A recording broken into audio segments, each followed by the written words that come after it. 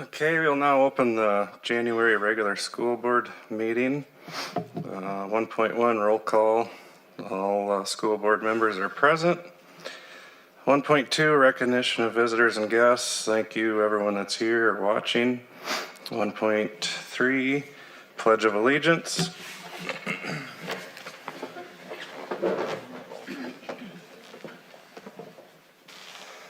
I pledge allegiance to the flag of the United States of America and to the republic for which it stands, one nation, under God, indivisible, with liberty and justice for all.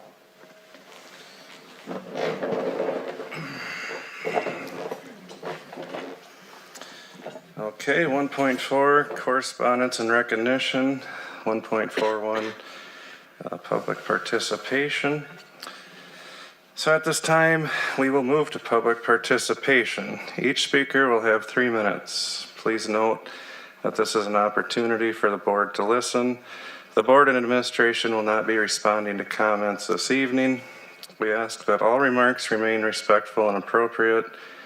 If comments become inappropriate, disruptive, or violate board policy, the speaker's time will be stopped. Please state your name before beginning to speak. We do have 2 requests tonight, Jeanette Aguilera and Krista Van Noot. You guys may come up.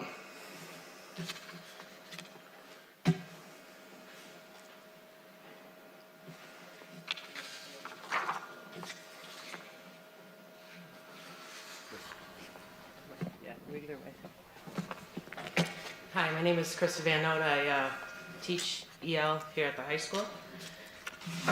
Jody asked me to say a few words just about how I'm feeling about everything that's going on in our town and state and country. So I wrote this last night and then she asked me to read it today. You don't know what it is like to love each and every one of your students for 27 years. You don't know what it is like to watch your kids hide in their homes and not come to school. You don't know that these people are the soul of our community and we will not survive without them. You don't know that an entire community's heart is breaking. And if you know and you don't care, God be with you. God help your soul. Thank you.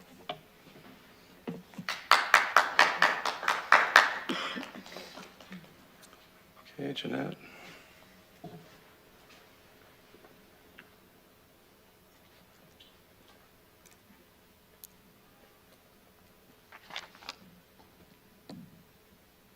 Hi, my name is Jeanette Aguilar, and I work currently as a liaison here at the Worthington High School. I just want to say first foremost that I appreciate the effort that the school and the board is doing. I think today's statement that was made towards the community, the parents, was very much needed. I feel like everybody was waiting for that, so I appreciate that as a parent and as a community member. Today I'm here to speak on behalf of myself as a daughter of immigrants, as a staff member, and today as a voice for our students and parents from our community. Whether you agree on what is going on or not, this is our reality and this is what is happening right now. Our students are scared, our parents are scared to send off their students, not knowing what dangers they face, or not knowing if they're going to be home when they return. We just have to continue working together. This is not the first time that we've had a challenge in our community, whether it was COVID, a previous event that happened that we're all aware of. We have to continue to work together. This isn't about our political views or immigration or illegals. Our duty, the moment that we step into the school building, is to hold what is important to us, and that is the students. It's their education and their safety.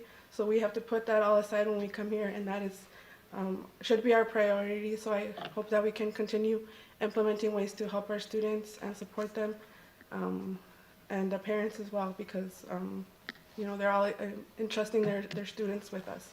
So I appreciate everybody's working together in the community.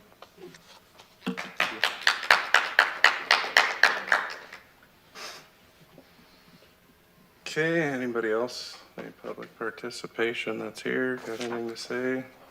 Okay. Okay, 1.4.2, recognition of students, staff, and community. We got Minnesota AAA award winners. Congratulations to Madison Sieve and Austin Kinzer, who were named this year's Worthington Academics, Arts, and Athletics AAA award senior winners. Thank you for your dedication to academic excellence, involvement in activities, and participation in our music ensembles, truly exemplifying what it means to be a Trojan. Next, we got Treats for Teens. Our Treats for Teens students once again demonstrated generosity and leadership during their annual holiday fundraising campaign. Through a week of special treats for purchase, students raised $6,207.60 with proceeds supporting school and community organizations that benefit our students. Thank you to everyone involved in this meaningful, teachable moment of giving back. Trojets Dance Team. Congratulations to the Trojets Dance Team on an outstanding showing at the Big South Dance Championships. JV Jazz placed second, Varsity Jazz second place, Varsity Kick third place. Okay, Trojan Gymnastics Team. Congratulations to the Trojan Gymnastics Team on an undefeated season and earning an invitation to the Minnesota Class A True Team Gymnastics Tournament. As one of the top 10 programs in the state, our Trojans continue to demonstrate exceptional skill, dedication, and teamwork. We wish them the best as they compete this weekend. Go Trojans. Snowcoming. Today officially kicked off Snowcoming Week. We are excited to celebrate with our students through a fun-filled week of dress-up days, activities, and events. Enjoy the week. WHS Art Department. Congratulations to 12 WHS students selected to participate in the Augustana High School Art Show at Augustana University in Sioux Falls. Their artwork will be displayed for public viewing and considered for awards. Keep up the great work and creativity.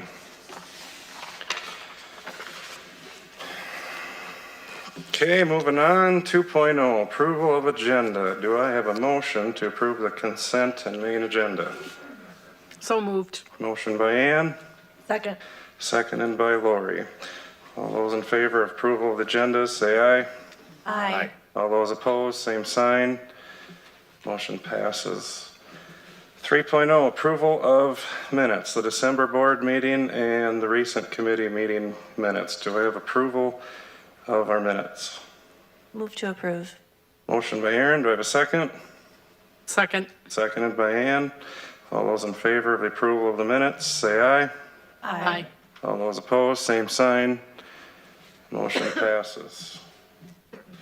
Okay, 4.0, consent agenda. If you looked over the consent agenda, I need a motion for the items under the consent agenda.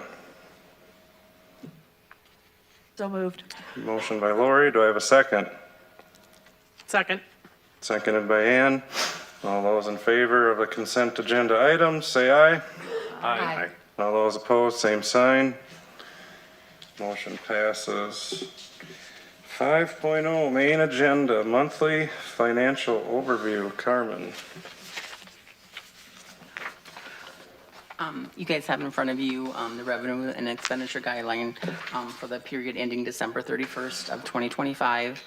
We are halfway through our budget year.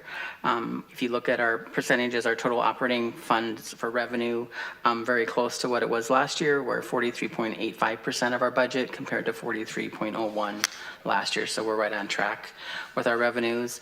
Expenditures are similar. We're 41.88% compared to 44.10%. So we're just running a little bit lower on expenditures, and some of that is just different times of the year when our expenditures are coming through. But both of them are on target compared to our budget, and we're still working on that budget revision, kind of finalizing some revenue numbers, and then still kind of waiting for those expenditures with salaries as we negotiate. So hopefully the next month or two we can have that presented for this current year and then start working on our next year budget. Questions for Carmen? Done? Okay, 5.2, Special Education Programming Review by Carol Potter. Welcome, Carol.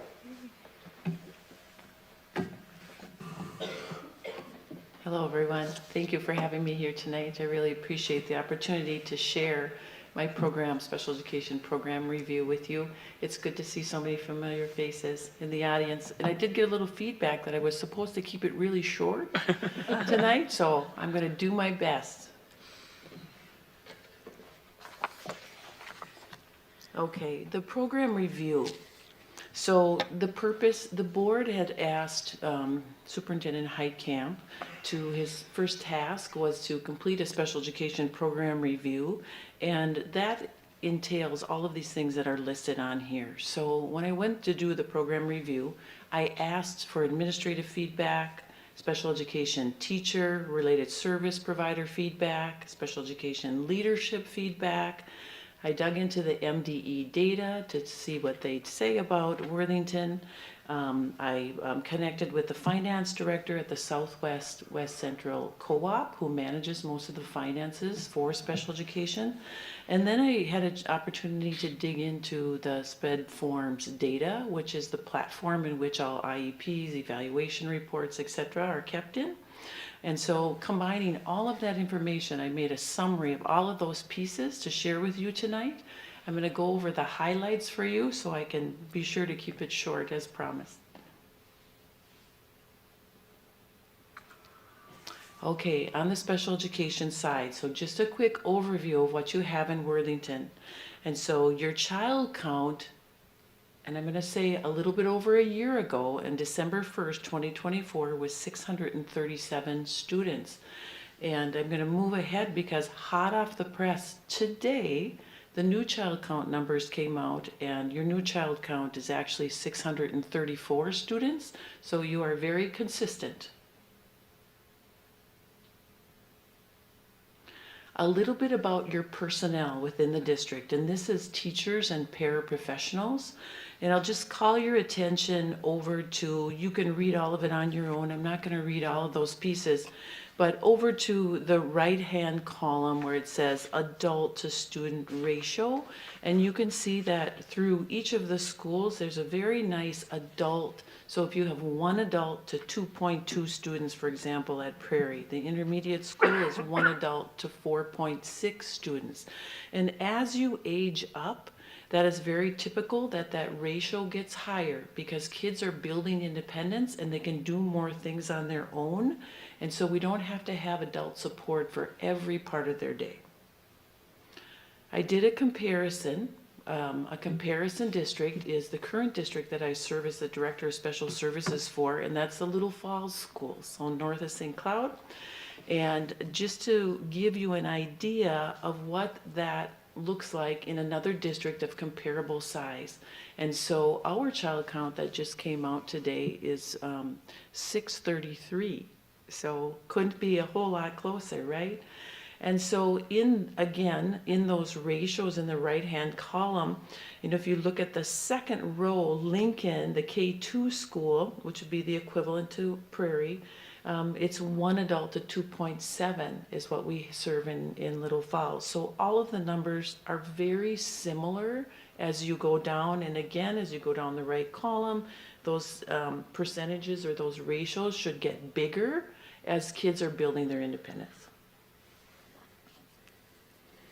Okay, related service providers. And these numbers will always look a little bit different depending on the role that the people serve across the district. And so this is Worthington's numbers. Speech language pathologist, there's 5.75.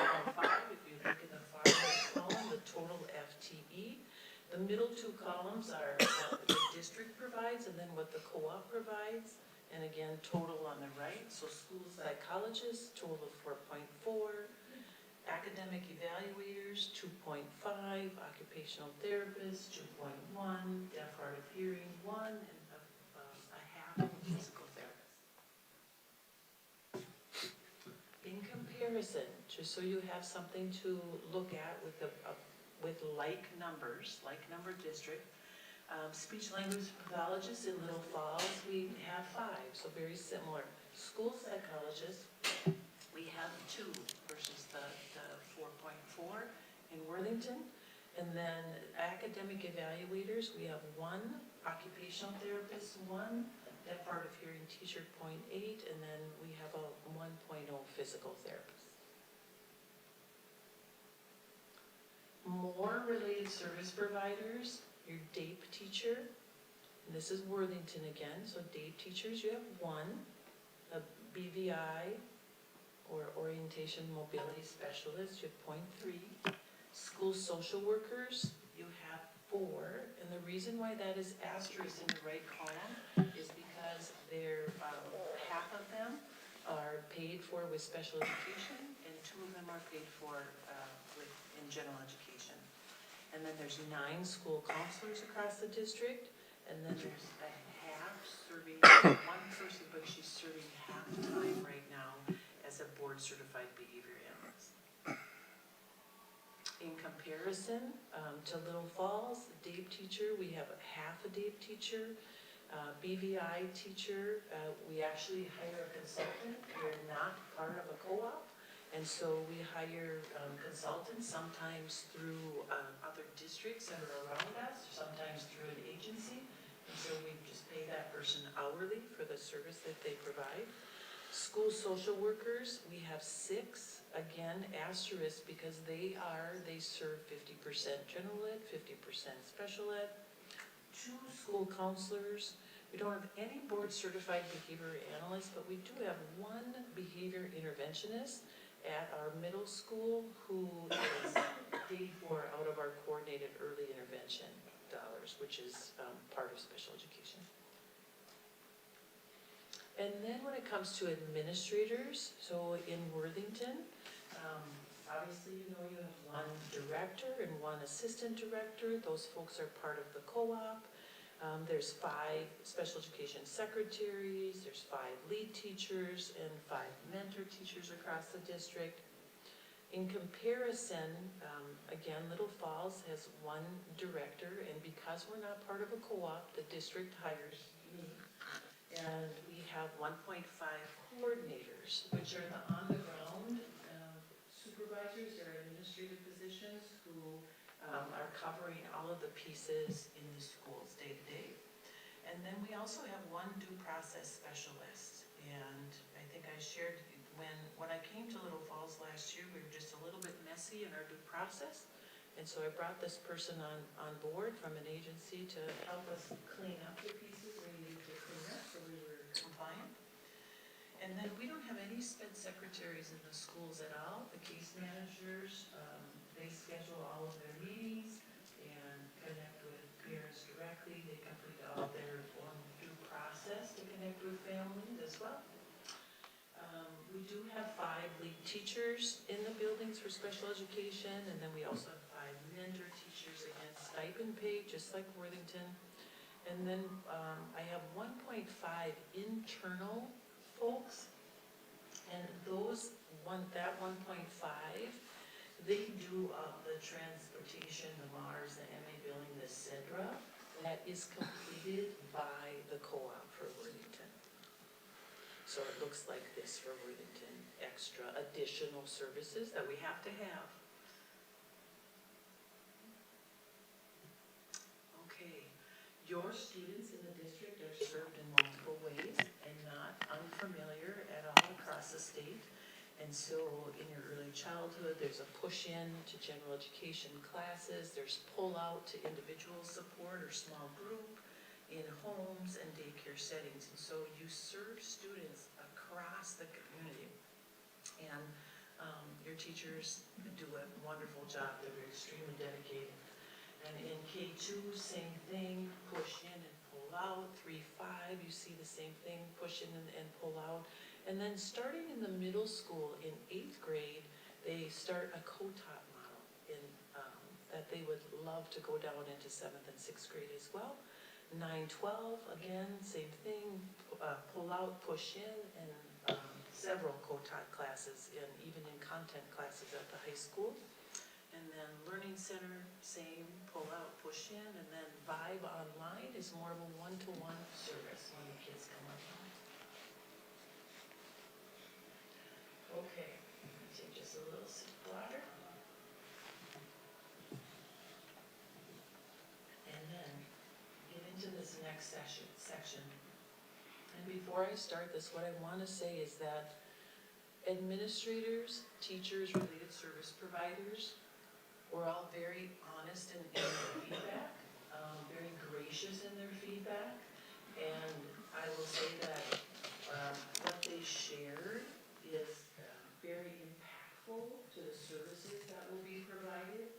And I don't ever want anybody to think that, oh, it's a gotcha, because it's not a gotcha. It just is a real look at what's going on.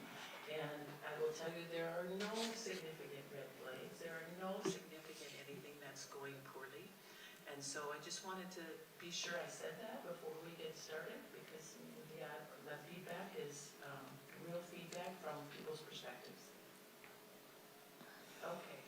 So building administrators, I spoke with every building administrator and collected feedback in 5 areas around program structure and delivery, staffing and personnel, student outcomes and progress monitoring, family and community engagement, and challenges and areas for improvement as well. And tonight I'm going to talk about overall strengths that the administrators shared, and then some key challenges as well. So overall strength, strong parent engagement across the district. And then all the administrators felt like they have very effective collaborative structures, and what I mean by that is PLCs, building leadership teams, SPED representation on the building leadership teams, and then ongoing, some pretty consistent ongoing problem solving in between all of those pieces. And so what a great strength to have for communication. More strengths. I mentioned this earlier, dedicated and compassionate staff. The administrators couldn't say enough good things about the staff that they have at their schools. They really feel very strongly in the positive work that they're doing.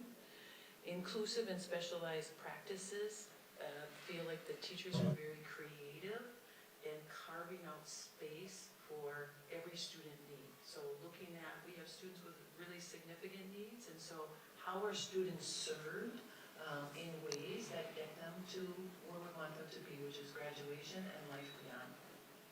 And then also the administrators gave some very positive feedback about strong paraprofessional teams in the buildings, and also the use of the SPED clerical staff. They felt like this was very efficient, so teachers could stay in instruction, and they just had very positive feedback about that additional support behind the teachers.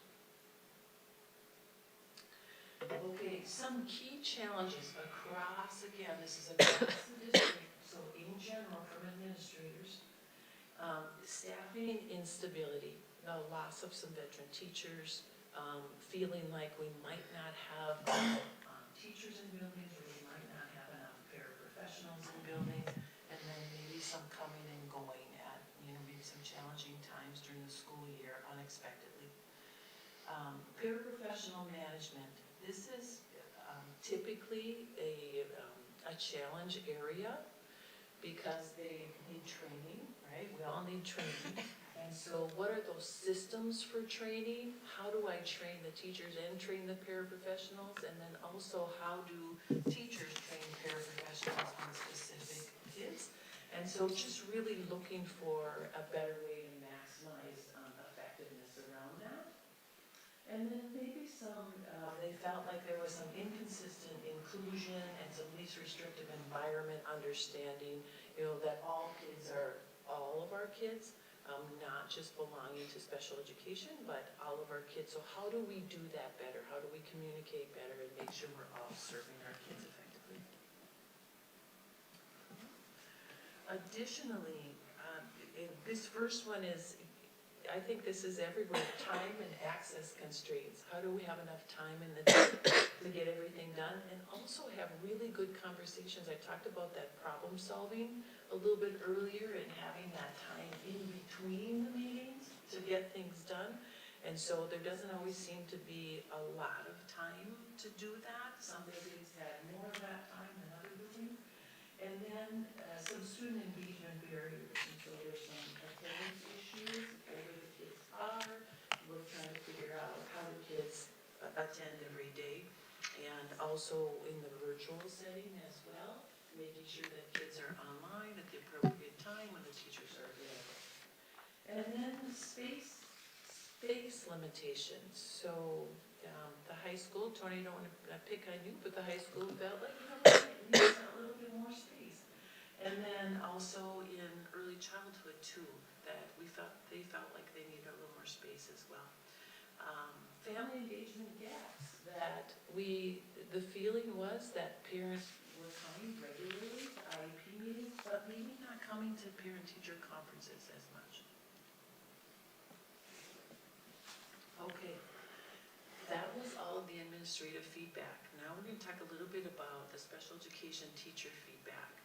And again, I just want the caveat to say that it was open dialogue and it's perspective. This is just perspective taking, and we need perspective in order to grow and make changes. And so the feedback from teachers, we talked about programming, we talked about data collection, we talked about support from supervisors, support from building administrators, talked about scheduling, IEP meetings, staffing across. And then a little bit by building. So this is broken out by building because they each have some key strengths and they each have some key challenges as well. And so the early childhood team felt like they have a very strong teaching team. They have positive family partnerships, which is great because that's where it starts. It starts with our littles. And then they felt like very positive about their 2.5-year-old transition class. That is just a bump that will get them into the 3s. And then curriculum and assessment tools, the strong use of the STAR curriculum and teaching strategies gold, which is more of an assessment to determine where our kids are at, and that's widely used across the state as well. And then leadership support, so strong support from the early childhood coordinator, providing guidance to them as well, so they felt well supported in that. All right, challenges from early childhood. They felt like there was a lack of assessment infrastructure, meaning that they are completing their own assessments, and I mentioned this in one of our earlier meetings, that it's okay for early childhood to complete assessments. Those assessments are different than the Part B assessments or evaluations, and so it's okay that they complete their own assessment. That they're seeing an increase in behavioral concerns and how to best support students in intervention. I mentioned space, that they were looking for a little bit more instructional space that maybe wasn't shared with other teachers. And then curriculum limitation, insufficient access to a comprehensive range of curriculum tools and resources, so maybe looking at some new curriculum.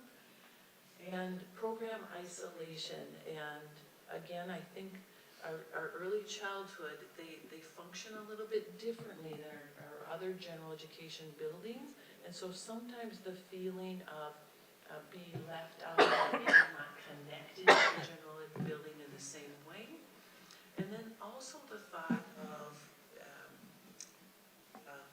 perhaps looking developmentally at what are kids, how they're learning. Are they in more of a play-based situation? Or are they more sitting in a circle and looking at the whiteboard or smartboard? What does that look like? Okay. So Prairie now, and so key strengths of Prairie. They feel like they have a very strong evaluation process, clear and effective procedures, strong team collaboration.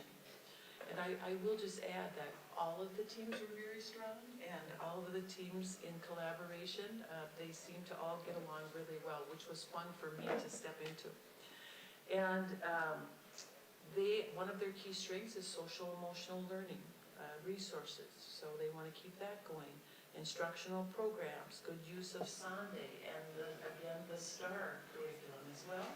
And then they also feel that they have very dedicated and highly effective SPED clerical support, and don't ever want to lose that support. Okay. Some challenges for Prairie is, again, staffing. So ongoing shortages of licensed and non-licensed staff. There's some behavioral support gaps, looking at how do we support kids if someone is called to a classroom, what does that look like? Who goes to support the student? Service delivery barriers. It's difficult to schedule services outside of the general education classroom because of the scheduling. So they really wanted to look at how could that be done differently. And I think it's valid, something to look at. We look at scheduling every year in special education. And then administrative support, feeling that administrators are being stretched across a really big building and programs.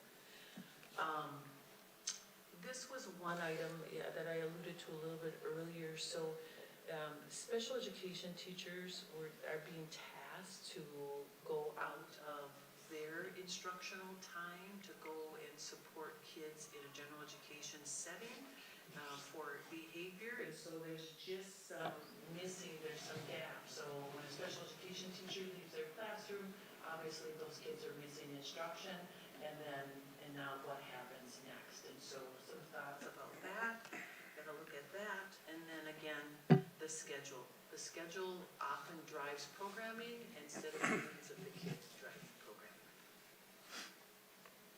The intermediate school, great strengths at the intermediate school, strong administrative leadership, responsive district support, so special education, Jill, they're happy that you are supporting them effectively, instructional practices, effective implementation of the Sunday program again. So lots of positives about the Sunday program and Sunday curriculum. It's great. Staff stability, stable. They feel very comfortable where they are with their staffing right now, and that they just feel like they have a high level of support. And then again, operational excellence, the SPED clerical, that's a key strength for them as well. So some key challenges for the intermediate school, feeling like they have high caseloads, wanting to look at that and how do we figure that out? And again, that comes with staffing, curriculum gaps that maybe we're not meeting all of our students' need with the current curriculum.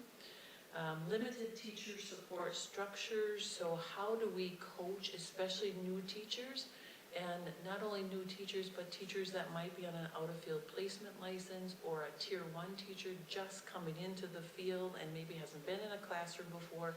How do we support those folks effectively? Instructional disruptions, again, pulled from instruction to support students. And then how do we, observation and feedback gaps, limited special education focused classroom observations. So the teachers were really asking for more feedback. Come and visit my classroom, come and see what we're doing, and so I can do my job better. Middle school. So middle school key strengths, they have evidence-based interventions. It's a Read 180 and the Math 180. They're very excited about that and feel like they have good data to support that students are growing. They have a strong collaborative culture. District level support, again, is strong. And then specialized programming, strong supports and services in place for students in DCD programming. That teacher in particular said that things are going very well. It's challenging. Every day looks a little bit different, but felt highly supported. Okay, some key challenges then for the middle school. increase in behaviors. We're seeing kids that are looking to be more independent and looking to grow up quickly and may or may not be ready for that yet. And so seeing some behaviors across, they're practicing their independence, right? At middle school, they're practicing. And then staffing and coverage issues, paraprofessionals being pulled from student support roles to serve as classroom substitutes. We know that that happens in other schools as well. But it impacts service delivery, right? If someone's being pulled from what they're assigned to, things change. And then administrative consistency, so maybe feedback in terms of administrators possibly giving different feedback. One might say one thing, one might say the other. But the teachers recognize that this also might be a time constraint. That this might not be, we might not have the opportunity to talk to both. So we talked to one and then we saw one later and we talked to that other person. And so just consistency around communication. And then maybe some limited inclusion models. The middle school, again, would really like to move from the 8th grade co-teaching model down to 7th grade and down to 6th grade as well, so that kids can be with their peers in general education classes. Okay, high school, so key strengths. Inclusive instructional models, strong implementation of co-teaching. I mentioned that earlier as well. So they co-teach not only in reading, written language, and math, but also in some content areas to support kids as well. Career and transition programming, effective use of the PACE Lab. And so PACE Lab, for those of you that don't know, that stands for Practical Assessment Exploration System.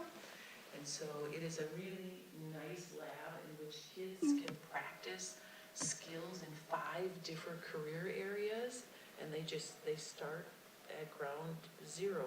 And I'll give a good example. So if you want to be an electrician, they start with, are you able to put two wires together with a cap? And then the next skill that they would master maybe is hooking those wires then to a small light bulb. Can I get that light bulb to hook up? And then the skills just keep getting more difficult and more difficult. And when a student finishes those 5 skills, for example, then they go on to another set of skills. It's a very nice way for kids who have no idea what they want to do to just try a whole bunch of different things. And all of a sudden they landed on something and say, hey, I'm really good at these puzzles. I never knew I was good at these puzzles, but it's something that I'm interested in. So that's a wonderful opportunity. And then again, academic interventions, the consistent use of the Math 180 and the Read 180. Instructional leadership. The team is very happy that the building principal has a special education background and can understand those instructional pieces as well. Okay, some key challenges for the high school. Again, staffing constraints. What does that look like? Are we fully staffed? And the high school probably has the lowest number of teachers across, but they may have the highest number of students that they serve. So you have to be really creative in figuring that out. And then the caseloads become high. So I'm spending more time as a teacher completing to process paperwork than maybe what I would like to be spending in instruction and problem solving with kids. Program capacity, co-taught classes, they're really high. There's high numbers of special education students in those classes. You know, I think best practice is about 1/3 of special education students in a co-taught class. You might want to look at that. Service delivery reductions. They feel strongly about their work-based learning opportunities, and they don't want to see that go away. We want to keep those work-based learning opportunities going. And then because the staffing is lower, then when staffing is lower, then we have to adjust, right? So then we have other people doing maybe some assignments that they hadn't done before. And when that happens, then our procedures change as well. And so as long as those procedures are all communicated And we're working to do things in a common way. It all works out well, but again, that communication ranks right up there. And in particular, the high school teachers wanted to talk about, or did talk about, the formal process for waiving evaluations. When do we make that choice that we waive an evaluation for a student? And there were some scheduling and compensation issues, summer scheduling, when teachers are scheduling, the master schedule, we'd like to have that finished in the spring, and then it continues to get worked on over the summer, and then in the fall, in August, those final schedules need to go out, and so there's a lot of time, because special education schedules, when you go on classes in the middle school and the high school, you can schedule those to make sure kids are in the appropriate classes where they can get the appropriate support.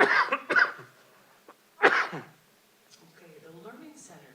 The Learning Center key strengths: small class sizes, flexible scheduling, strong administrative support, which goes hand in hand if you have small classes, right?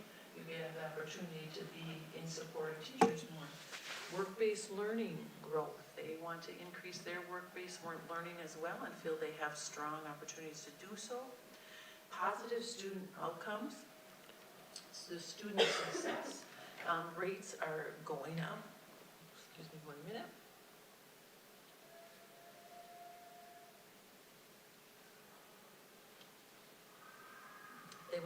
On the same breath, they would like to see more kids in attendance with that, but the kids that are in attendance are doing very well. Another key strength for the Learning Center is high mental health support, strong collaboration with the social worker and Greater Minnesota Mental Health, enhances student well-being, and then adaptive instructional staff. So again, that flexibility, and I saw this across all buildings, that the teachers said, yes, we're here for the students, and so we want to be as flexible as we can, but we want to understand the role that we're being asked to do in addition to our typical role. We just want to make sure that we're catching it because we want to support students effectively.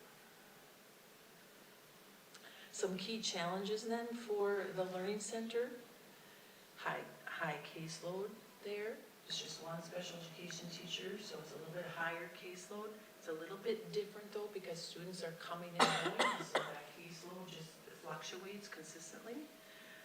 Limited paraprofessional support at the Learning Center, maybe some late identification of students that are at risk, that looking at the potential of can we identify kids who are credit deficient a little earlier, and then again, the attendance concerns. Okay, moving on to the Special Education Evaluation Team, the SEAT team. So feedback was provided in the following 4 areas: program structure and delivery, staffing and personnel, student outcomes and progress monitoring, and family and community engagement. Okay. So on the SEAT team, you have school psychologists, you have your academic evaluators, and then there's one speech language pathologist who also does only evaluation for the district. And so your school psychologists complete the cognitive or intellectual assessments for kids, social emotional rating scales, adaptive rating scales, autism rating scales, and then they also are completing FBAs this school year. Again, a little bit of a role shift because there was the behavior analyst had to shift into more of a case management role, and then so it shifted the FBAs again, and that's what we do in special education. Okay, then the academic specialist then does all of the academics assessments for reading, math, and written language. Transition provides the medical updates, and then the background information is part of the evaluation. Very collaborative team.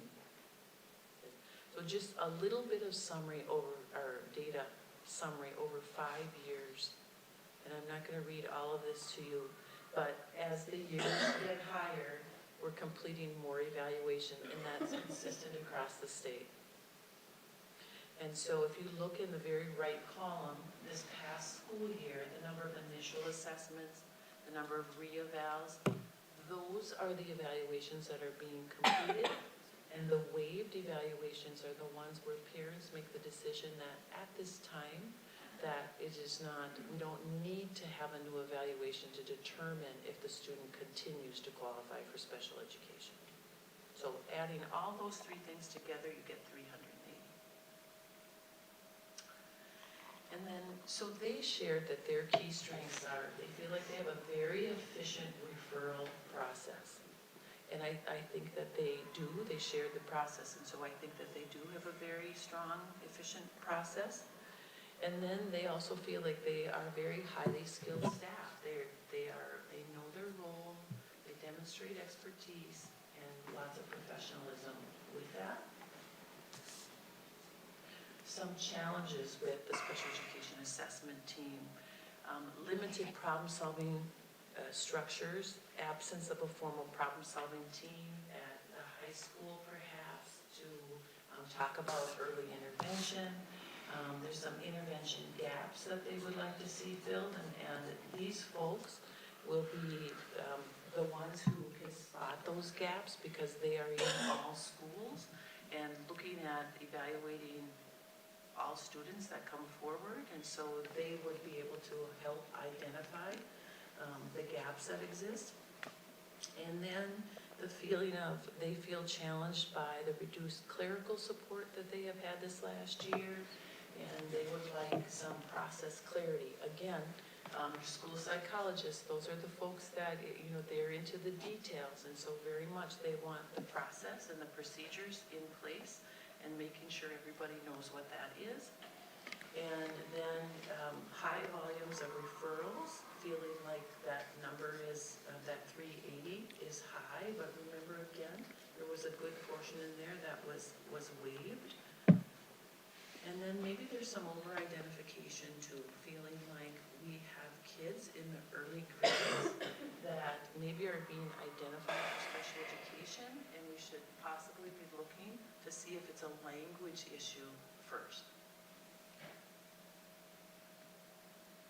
Okay, the other related service provider team that I talked with is a speech language pathologist.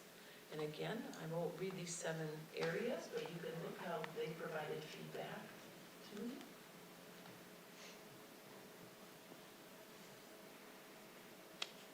Okay, key strengths for the speech language pathologist team.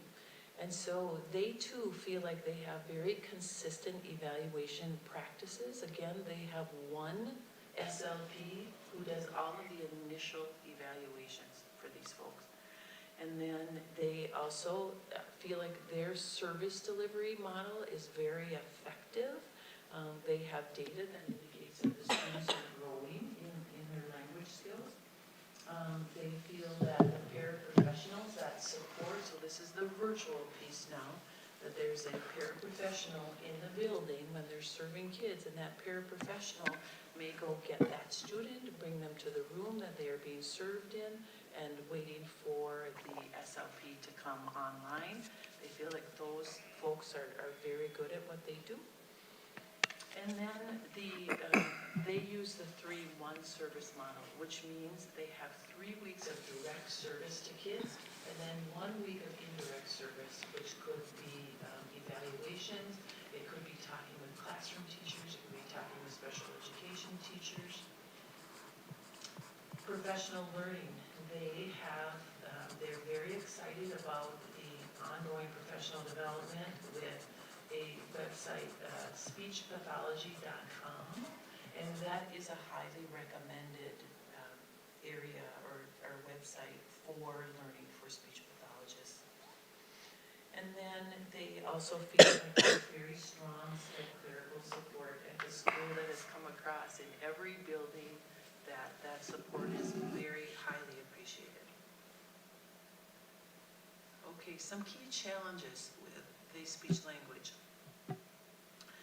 So feeling that they could use some role clarity well, and perhaps they would like to share what their role is with administrators, so it's very clear what they do and how they serve kids. They have some concerns about partnership. They feel that maybe they are micromanaged a little bit and not given some professional autonomy. They also, they talked about evaluation coordination and how they want to make sure that that SLP that serves on the C team, the evaluation team, is there consistently. And so that they are part of those conversations that go on for initial evaluations. And then they also feel that there is some scheduling constraints because when they don't want to take kids out of content core instruction. And so it's always a big matrix when you can figure out the schedule and when you can serve particular kids. And maybe I can get someone in 4th grade, but I can't get them in 3rd grade because they have math going on. So it's always this balance of figuring out the schedule. And they also, they said one of their challenges is, especially for those that serve in a virtual format on this team, that they said that they have fewer opportunities to build the partnerships and the relationships with school staff. And the last one, high caseloads. They felt like the SLP caseloads were high. Okay, this is just a guide that I created to compare the best fit model is what I call it. And so looking at what is the question was being asked, is the 3-1 model the best model for the SLPs? Is the 4-1 weekly model, which is 4 days direct, 1 day of that indirect service, or is it 5 days direct? What is the best? And I think it really depends on the kids that you serve. And so the 3-1 model, it is a more of an inexpensive model because for a whole week, we're not serving kids directly, so it's a more expensive model. But I think that SLPs feel like they can get all of the additional pieces done. They can get their MA billing completed, they can get any reevaluations completed and see kids. And so it's something that I know that a team of you will look at to make sure that there is a best fit. Okay, due process review. This was really fun. I had access to the Worthington SPED form system, like I mentioned earlier, and I went in and I reviewed 20 student cases from across all of the age levels. And as I said earlier, there are no huge red flags. The teachers are doing some really beautiful due process. And it's so nice, they tell very cleanly the stories about students in their present levels, and they are able to articulate what exactly is going on with the students and their needs.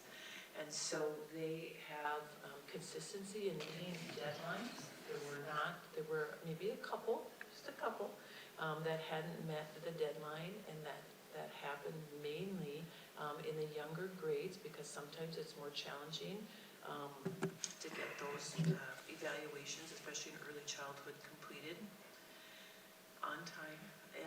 And so there were consistent teams present for IEP meetings on the notice of a team meeting, and there was collaborative input from all the stakeholders at the team, on the team, and the families seemed to be really engaged.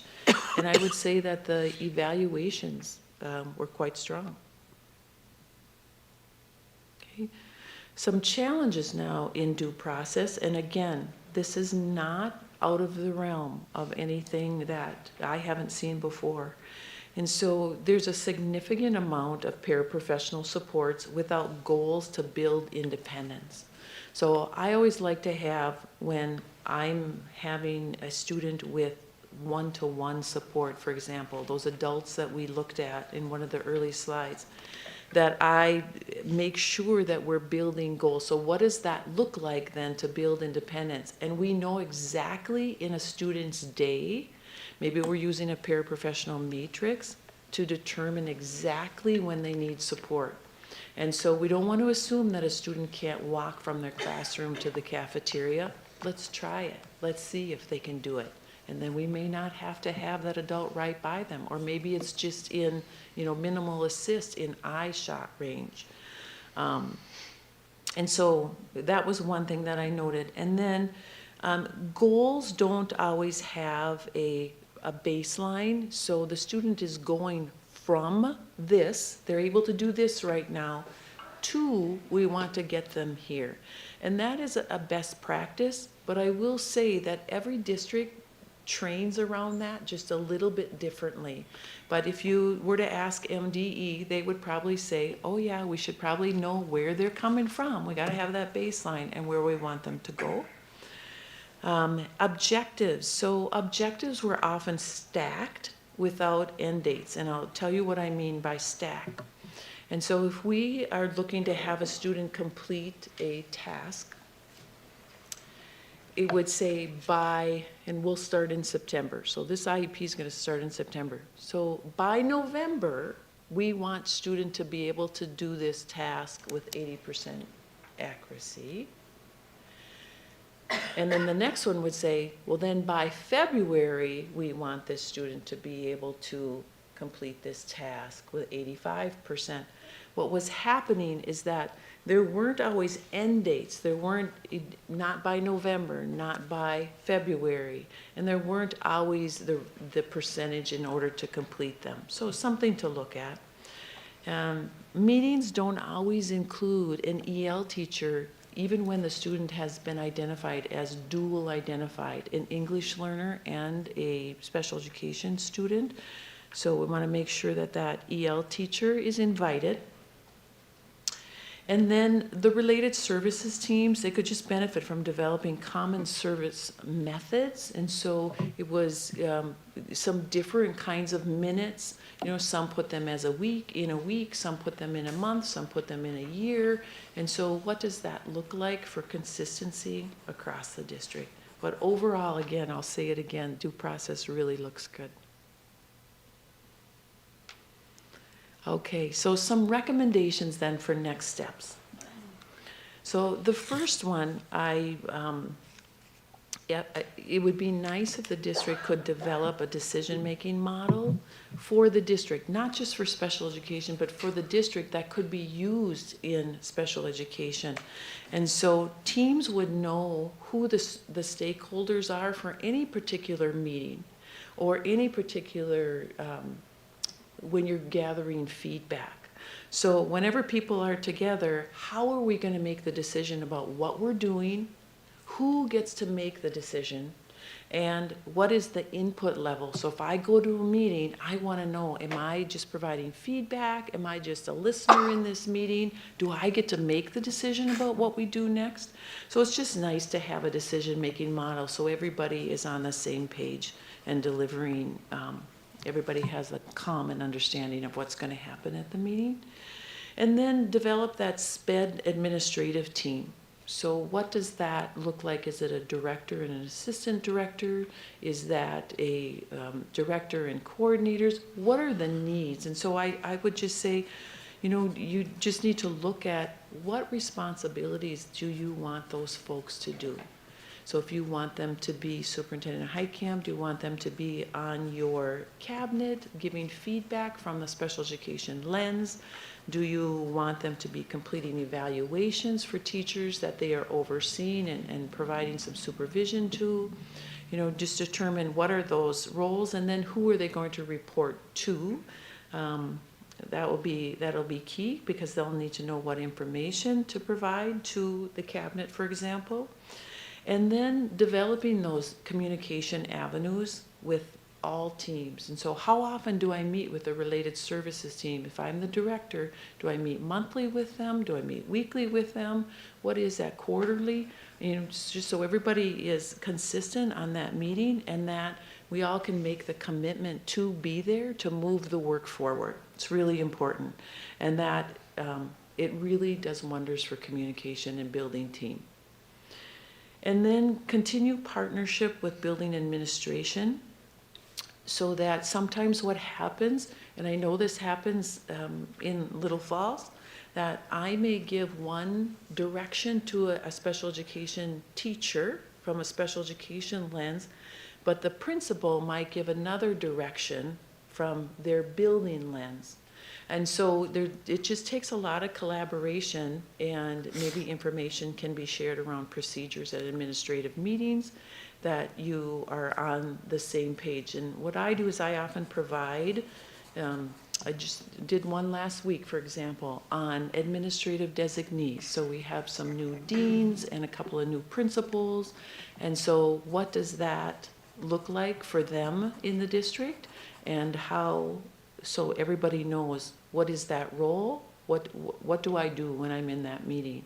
And so it's a really nice opportunity just to make sure that we're all clear. Okay, another recommendation for next step, and we talked about this often, so I'm not going to put a lot of time into this one, is to increase communication with those related services teams. Sometimes, you know, they are amazing professionals and they want that autonomy to make decisions professionally, but they also want that overall supervision to give guidance for the system. And so again, I think just developing a schedule, developing a tool for feedback, and then increasing communication. We're all on the same team. We all want what's best for kids. The next one is developing clear job descriptions. I talked a little bit about this earlier, that when a job description changes, so if I am a teacher, but then I am called into this other role, what does that mean for me when I'm doing that other role? And what is my flexibility? What are my boundaries for completing that other role? It just needs to be very clear, and again, falls under that communication piece. And I would recommend too, holding at least annual feedback sessions. It was such a great opportunity to meet with your teachers, and they're very smart and they have really good feedback. And so I recommend doing it annually to just, hey, what are we thinking about? What are our goals for this year? What do we all want to do that's in common? And how are we connected to our strategic vision? What's our role in special education connected to a strategic plan? And then evaluate staff growth in a meaningful way. So, and what I mean by that is just simply do it regularly and provide impactful feedback for them that is more than just, you're really good at your job. But why am I really good at my job? What do I do that impacts student growth? And so tell me about that, because I want to know. I want to know what I'm doing well for the system. Continue to grow your own. You have a really good process in place right now. This year, I feel like it was an anomaly for Worthington, being short-staffed, and it sounds like there's some teachers in the pipeline coming forward. You just hired one this week, it sounds like. And so continue to be mindful of that, and maybe develop some kind of a workload so that we know how many teachers are going to be in the building and what is that fair number to have in a building to serve kids as well. Continue to train staff in best practices. You do all this. Continue to train staff in due process procedures, maybe some of the things we talked about, and then create the staff connections. When we're connected to each other and we have a high sense of belonging, we all do better when we all do better. And then the last one is really I told the board this earlier, it's just really my favorite, about appreciating the highlights.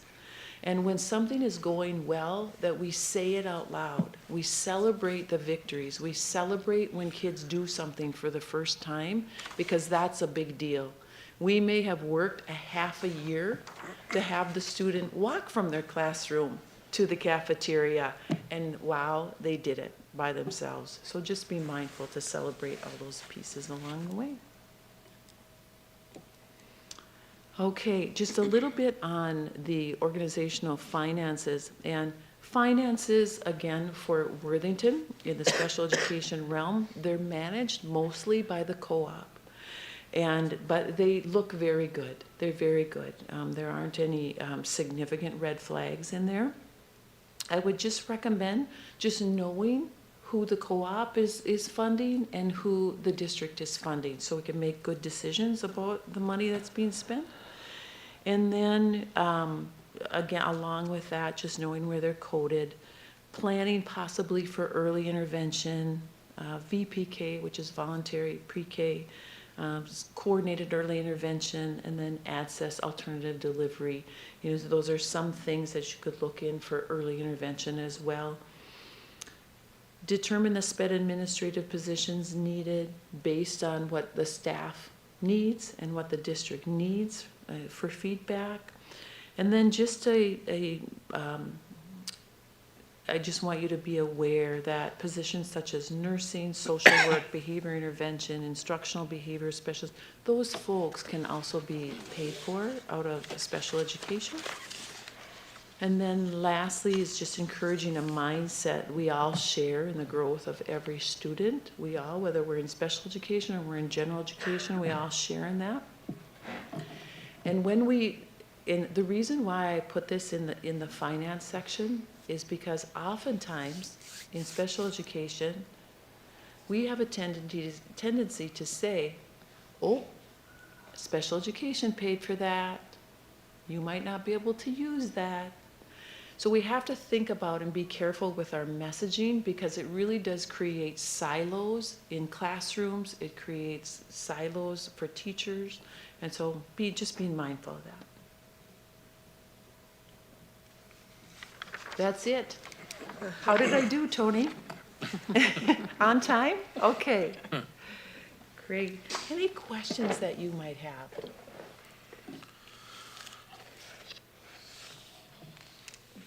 You guys have anything for Carol?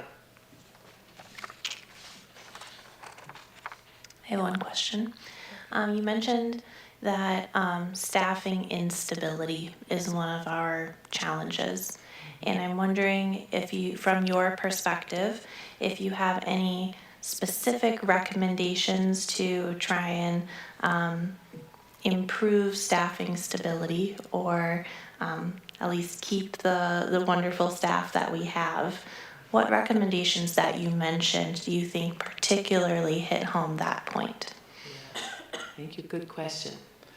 So one of my strongest beliefs is that staff want to work in a place where they feel like they belong, and they're connected not only to the work, but they're connected to the people that they work with. And so if we can create that as a district, create that sense of belonging, it's really important for staff. I think the other piece is high communication too, and to create that, they go together. And so to create that sense of belonging, I have to be in high communication all the time. And I have to be letting people know what they do really well. And I would say giving the professionals the autonomy to make decisions, but letting them know where that decision level is. Yep, I'll let you decide if that student qualifies for special education. Yeah, you're the professional. You go ahead and make that decision. And so when people have that sense that they're making a difference and they're connected, that's my best advice on that one, for sure. Thank you. Mm-hmm. Anyone else? I have a question. You spoke a lot about, in your feedback gathering, about people wanting more clarity and a more systematic approaches and things. What is the best practice or your opinion of where that needs to be implemented, at what level and by whom? Mm-hmm. Yeah. Ooh, that's a really good question too. Thank you. So I do believe that it starts with the superintendent, right? The superintendent sets the tone for how we communicate and how we make decisions. And then that just trickles down through the system. So then we go to our administrators. How do our administrators learn to make decisions? And where is their feedback for teachers as well? So I think it is just, it's key that starts at the very beginning, and you have a wonderful superintendent to start that process. Anyone else, Matt? Mr. Chairman, a question. As you evaluate our engagement with the co-op, did you find that there were services we should be utilizing that we're not, or there are things that we should take in-house and do efficiently better than co-op involvement? Another great question. And so, to be honest, I didn't dive really deep into all of the services that they provide because they are a very large co-op and they do a lot of great things. And so, but the services that I did look at, some of them, what happens is that those folks that they provide, like low incidence disability areas, for example, blind, visually impaired, we don't have many students that are in the district like that. And so to hire your own would be difficult, and they're hard to find. They're really hard to find. So for the co-op to be providing those pieces, I think is necessary for you.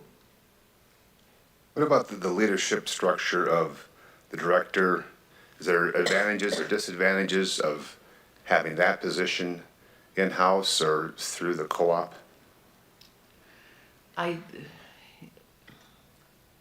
So this is what I think about that. Having a director in-house provides a different level of support in terms of, again, if Superintendent Heitkamp would like that person to be on their cabinet, and maybe they have a district-wide role through the system. So maybe that's partnering with administrators on certain things. And so that is the benefit of having someone in-house, because there's great ownership having someone in-house, and you know, the district, you belong to the district, right? I'm not coming and going, you belong. That doesn't mean to say that you couldn't have a director from the co-op who is with you full-time, but you may just want to look at those job descriptions, and you may have flexibility in determining, you know, if they want to be a good partner with you, you could possibly look at those job descriptions and accomplish that same piece.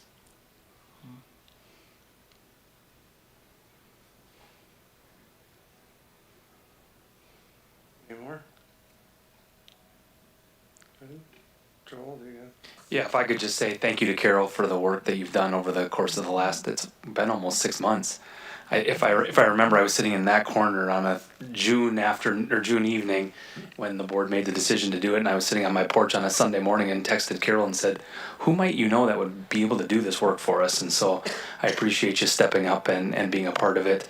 And, you know, I also want to just give a shout out to our whole special ed team for their engagement through the process. Carol said over and over again how much she enjoyed our time here. And then just also want to acknowledge our special ed team as well, knowing that it's been a challenging year with a interim director who isn't here all the time, and Jill's been running all over, stretched really thin, so I appreciate her work as well. And so just wanted the opportunity to call that out here this evening. So thank you again. And just for clarity, the full presentation I think was close to 80 slides. And so it's got more information that wasn't shared, but will be really, really valuable as we move into a new director and continue to build strong programs for kids. You're welcome. Thank you. One last, Chairman, Mr. Question. What about the, maybe you didn't dive into this, but the questions to our parents and the families and their feeling about programming, and is there value in doing surveys to gauge how they consider we're doing? I did not survey families about how they feel services are going. However, there was strong feedback around parent engagement and parents showing up at school for conferences and for IEP meetings. The older that the student became, the less engaged that they were maybe for parent-teacher conferences, but they were still showing up for IEP meetings, which is fantastic.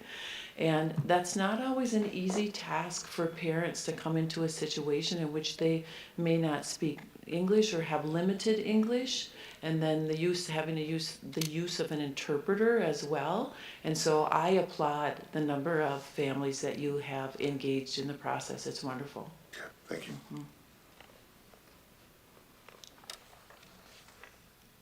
More?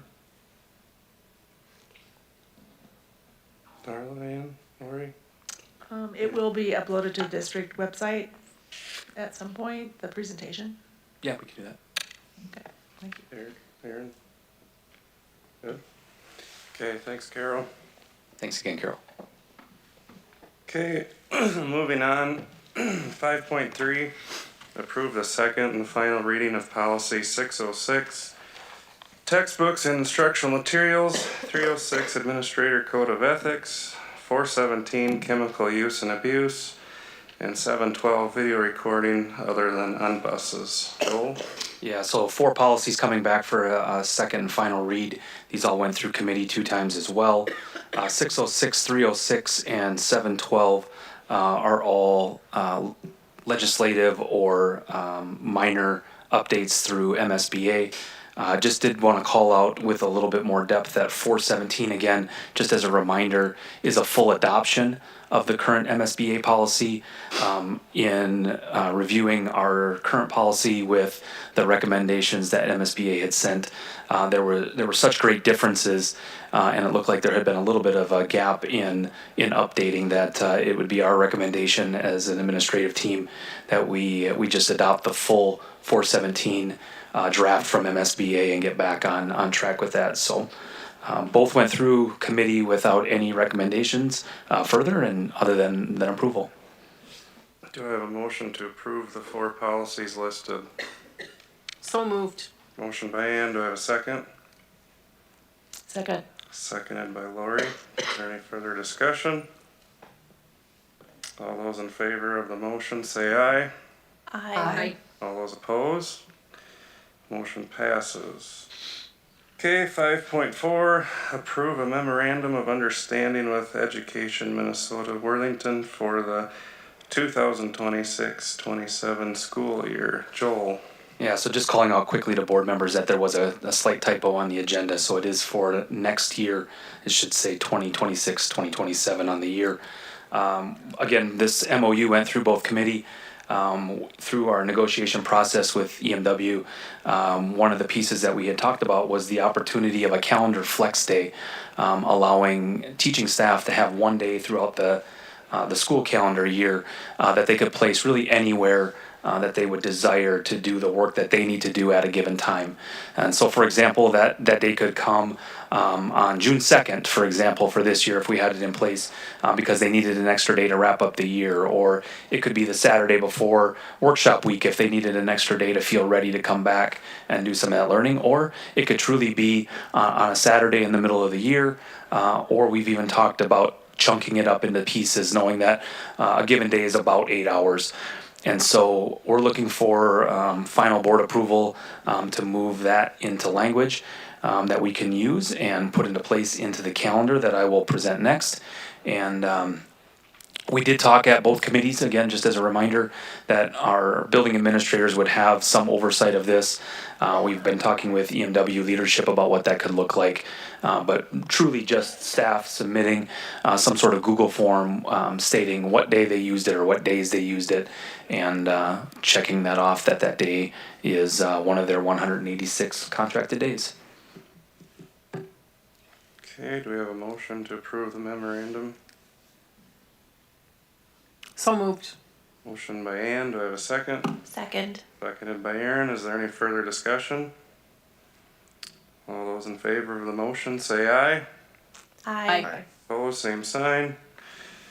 Motion passes. Okay, 5.5, approve the 26-27 school calendar. Joel? All right, thank you. I had 2 drafts, so we'll go through the draft with the calendar flex day. This again was gone through at both committee. You should have seen a copy of it there, so I'll just briefly go through it again for review. But the calendar that is being proposed, just want to call it out, was a collaborative effort amongst a large group, involved representation from teachers, building administrators, district administrators from all levels. And so I was really proud of the process. We did it over 3 different meetings, gathering feedback, and then bringing back recommendations at each one. And so the calendar that we're presenting this evening is truly, it's not my idea, it's not any one person's idea, but really a collective effort of a large group. And so it has us coming back full as a full team on August 24th for our teacher workshop, starting school on the 31st. having that long weekend again around Labor Day. It has the 2 days of MEA as give back time for conferences for our staff. I'll just hit some of the breaks and then go back to some more of the highlights. It has our 2-day Thanksgiving break. It has a winter break starting on the 24th of December, going for half of that week and having the other week, half of that week off. Coming back to school from winter break on January 4th. We have 2 long weekends built in, one in February, one in March. That was a discussion and shared belief through that collaborative process that two longer weekends versus one much longer break really met staff's needs, allowed for multiple opportunities for staff to possibly get away if they needed to. And then scattered throughout the calendar are a number of early outs. 3 of them give back time for teachers setting their personal goals, 3 of them as professional development.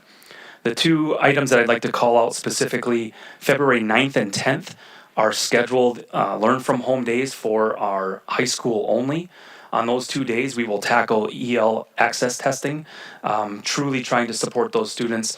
The amount of pull-out time that was happening for them to complete that assessment was really disruptive to their learning. It took a long time at the high school. This is a practice that's happening in other districts throughout the state, and so the EL team, the high school team, truly felt like this would be a benefit for kids to have them come in the building, really focus on that assessment, get it done for most of them in 2 days. Students that are not access testing will be home doing learning extension activities while staff is again focused on providing that assessment. The other day that is different is April 23rd. That is a learn from home day for everyone, again for professional development. And so on that day, we will have a very detailed schedule of what that looks like for staff. Staff will not have to do 2 activities at the same time. That's one of the stipulations through the Department of Ed if you do anything like this.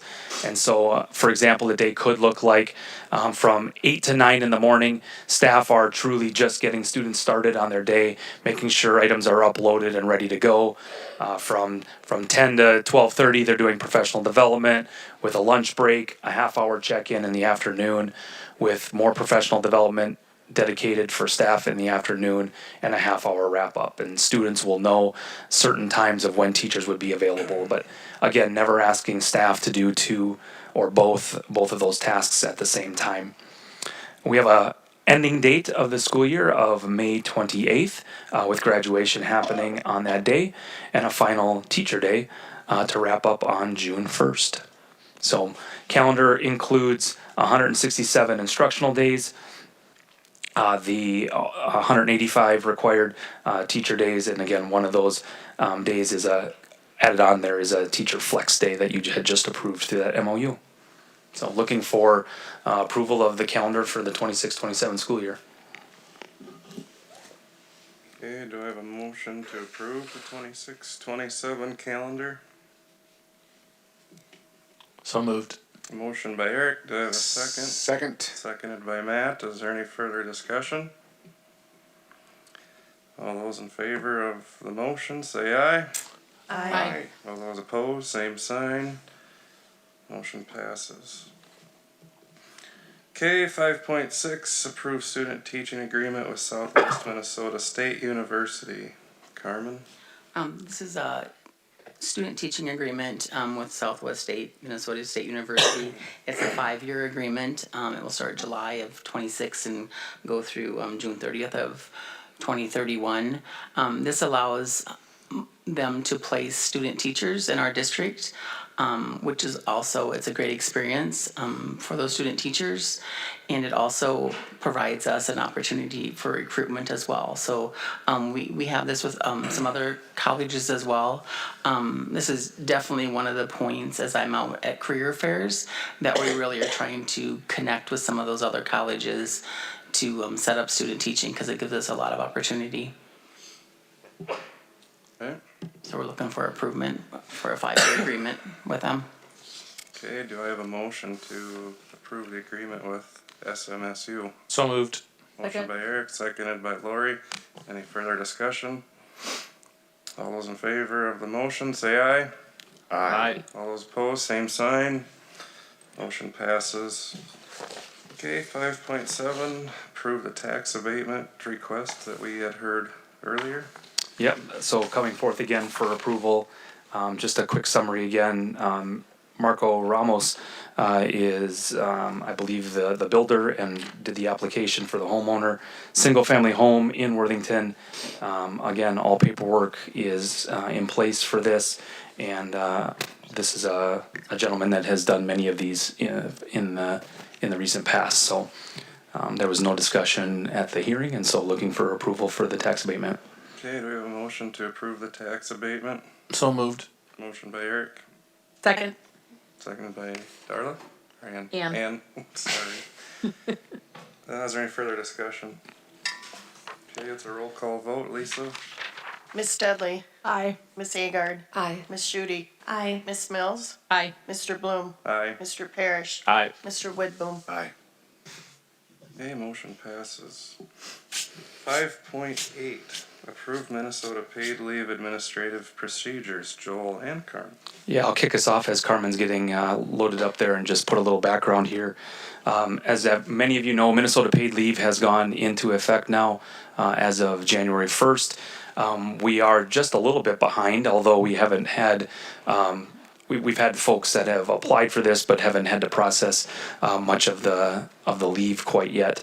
But one piece that we do need to have taken care of is a procedure in regard to how we're going to handle the different aspects of the statute. And so, although we have had multiple conversations with EMW through negotiations, at this time we're deciding that it's not going to be something that's negotiated. It is a administrative procedure, and so we have we have. Language from MSBA. They have a model administrative procedure that Carmen's going to share. She may have to just give us the highlights, it looks like. That's okay. But the one thing we need to decide as a collective group tonight is how we're handling the piece of topping off. And so that has been a fairly large conversation throughout the state. Districts throughout the state are choosing to do it multiple ways. Our recommendation right now, oh, there she goes. So I'll let Carmen give our recommendations, and then we can have further discussion.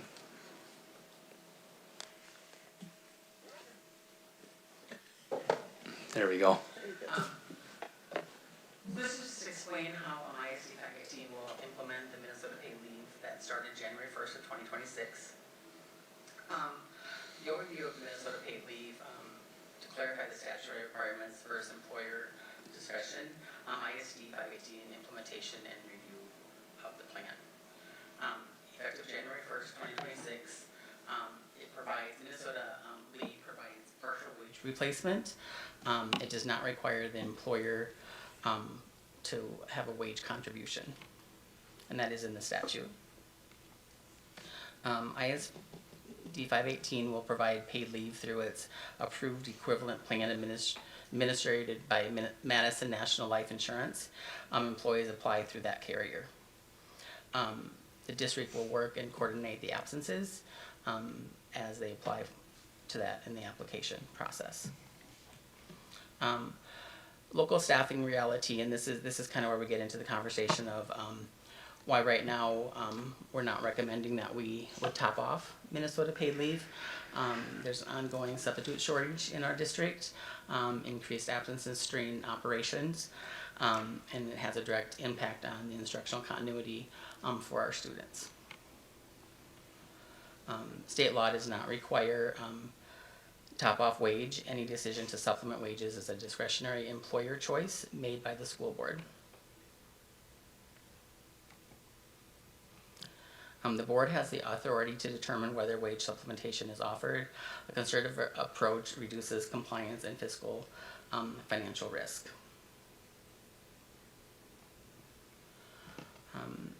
For 2026, administration is recommending no district paid top off. Employees will still receive paid leave benefits through the equivalent plan. So they can apply, so they actually have choices. They can apply for the Minnesota paid leave.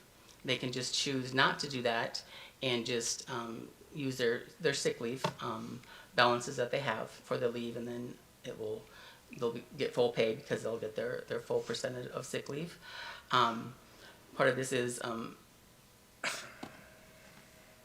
it depends, and we actually are, I think we already have maybe 8 or 9 that have applied to the system. Some of them have conversations. There's pros and cons, right?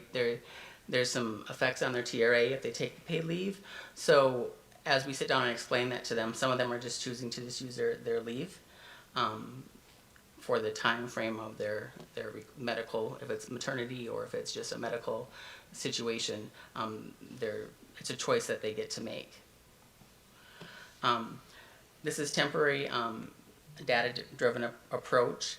What we would like to recommend is for 2026 we implement with no top-off during the 2026 calendar year.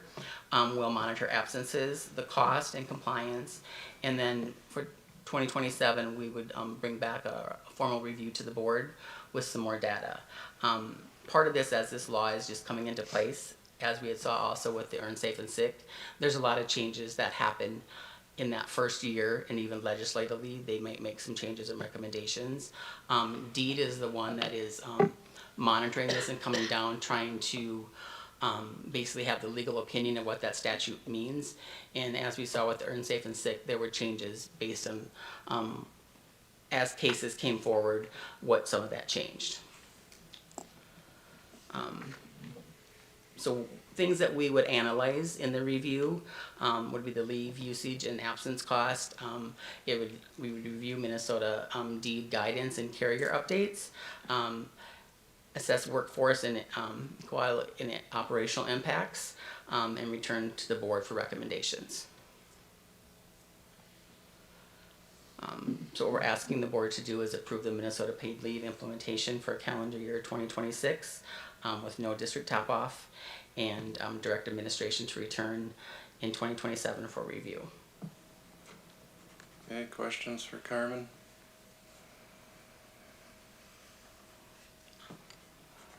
Okay.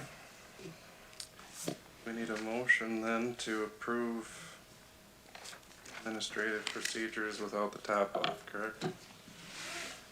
Do I have a motion? So move. Motion by Matt, do I have a second? Second. Seconded by Lori. Is there any further discussion? All those in favor of the motion, say aye. Aye. All those opposed, same sign. Motion passes. Okay, 5.9, approve to declare surplus property. We've got 3 different sets of items here to put on surplus here. We've got some teach textbooks that are out of date. We've got some old robotics kits that have been replaced, and then we've got a significantly old CNC router that no longer works, and they no longer make parts for. So I believe it's 18 years old, and so if anybody's got parts laying around, it might be something good for you. But at this time, we're looking to declare those items as surplus. And I did share, I believe, at one of the committees that Josh and I are working to determine how we can offload some of these surplus items. Right now, they're currently being stored in a shed over by the middle school that is quite full. And so we're looking at options of how we can, offer those up to the community, get some money back for the district, and then anything that doesn't sell can be discarded. You don't agree with the bonfire on Friday? No, I don't think so. Okay. Okay, do we need a motion to approve the surplus property? So moved. Motion by Ann, do I have a second? Darla? Seconded by Darla. Any further discussion? Okay, all those in favor of the motion, say aye. Aye. Opposed, same sign. Motion passes. Okay, 5.10, staffing process information. Carmen.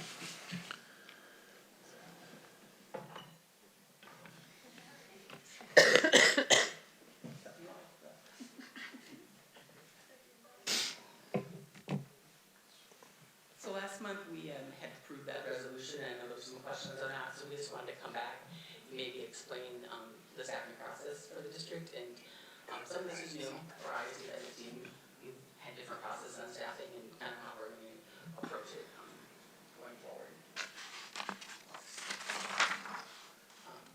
So why staffing matters to the board? It's one of our largest investments in the general fund.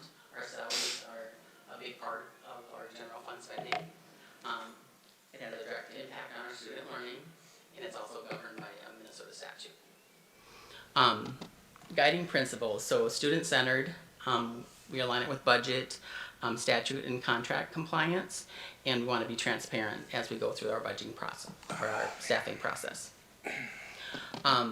Minnesota statutes, there's a statute that's board authority for our staffing. There's a teacher employment one, collective bargaining, and then budget authority, which you guys, is what you guys approved last month. What drives staffing? Enrollment and projections. And as we're looking at enrollment, and that's actually something that Ryan's working on now when we're talking about budgeting, what those enrollment numbers look like and what the projections look like. So, you know, we always have our history, our data, history of enrollment, and then we have to project going forward. And we do those projections for you guys and present those to you throughout the year. And some of this is based on just past history, our student enrollment, and what that looks like. Educational programming, that is more so probably at the upper grade levels, but as we look at different classes we're going to offer and what that looks like. So in high school, how many, as they start their enrollment for next year, what kind of programs they're going to offer and what staff is needed for those. Legal mandates, there are different programs that legally we have to offer, and then also what kind of financial resources do we have in staffing. And some of that, which Carol had mentioned, some staffing is special ed, some of it is compensatory dollars, there's title funding, so there's different funding sources that we use in our staffing. And that also drives what staffing we can do. If there's cuts in some of those programs, then we have to relook at some of the staffing in those. So kind of our annual staffing timeline that we're gonna try to adhere to. In the winter, projections and budgets, which we're currently working on right now. Spring, we're gonna be looking at staffing models. As we go through the process with, they're doing registrations for next year. We're looking at what kind of staffing those needs are, what our student enrollment is going to be. We'll kind of go through each building, break it down, and then see what our staffing numbers are. And this is staffing, all staffing, right? It's not just teachers, it's teachers, paras, you know, clerical, all aspects of our district and what staffing needs are out there. And then May would be when our contracts are issued. So returning teachers, we issue contracts then. In openings, we would post our openings in the spring, early spring. As we know, teachers are leaving or retiring. We get those posted, and then over the summer is kind of when we kind of get some more clarity in our numbers and we do some adjustments. The roles and responsibility, the board is the governance and approval for staffing. Administrators, we provide the recommendations. HR is for compliance and hiring of staff.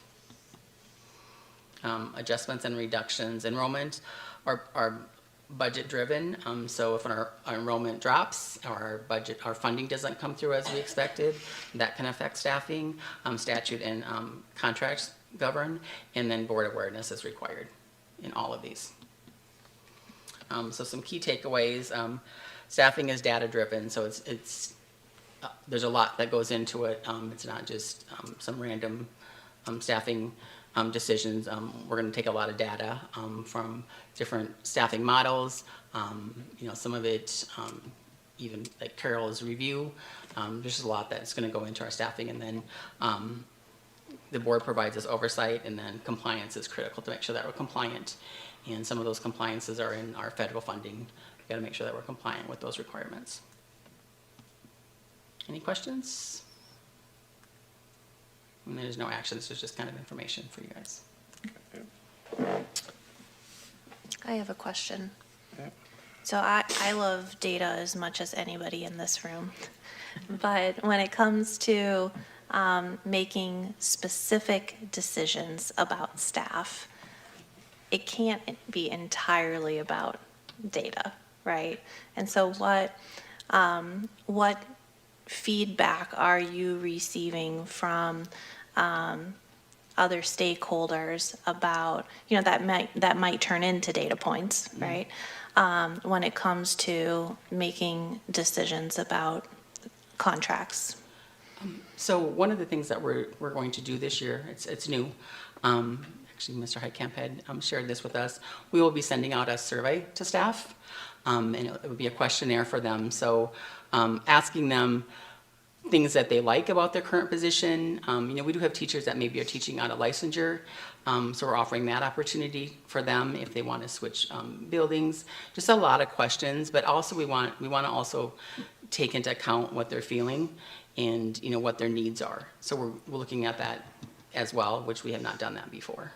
I mean, on a personal level, they have, like the building administrators have had those conversations, but not so much at this higher admin level. The other two pieces that are also new is that I've started having conversations with building administrators. We're going to go back for early spring listening sessions with staff, so they'll get an opportunity to talk about how they're feeling as a staff in the building, what needs they maybe see, and then we'll do 2 meetings with building administrators. One of them really allowing for hopes and dreams. Right? What programs maybe don't you offer that you would really like to, or where are you feeling there's a need that maybe doesn't show up on paper? And so we are getting that personal perspective data too. That's really important. And then so they'll all have an opportunity to share their feelings from their individual sites. I think that personal perspective is really important to round out the data elements. Thank you. Okay, anybody else? Okay, 5.11, summer projects for 2026. Joel and Josh. Yeah, so I'll go first and at least just hit the one that we're looking for action on here this evening, and that is in regards to the asbestos abatement project that we'd like to complete in the high school gym. We know there's some other projects that are happening throughout the district that Josh has already presented that he can answer questions on tonight if you have them, but those have already been approved and they've moved through bidding process. This is one that we do have to move kind of quickly on. I know it's only January, but many of these projects are getting bid right now because everybody wants their work done in June, July, and August. And so Jeff Elstead, the person that we're working with through SiteLogic, was at Operation Committee last week and had walked that committee through some options. I believe that committee gave some of their feedback that I can share, and then I'd encourage anyone else that was there to share theirs as well.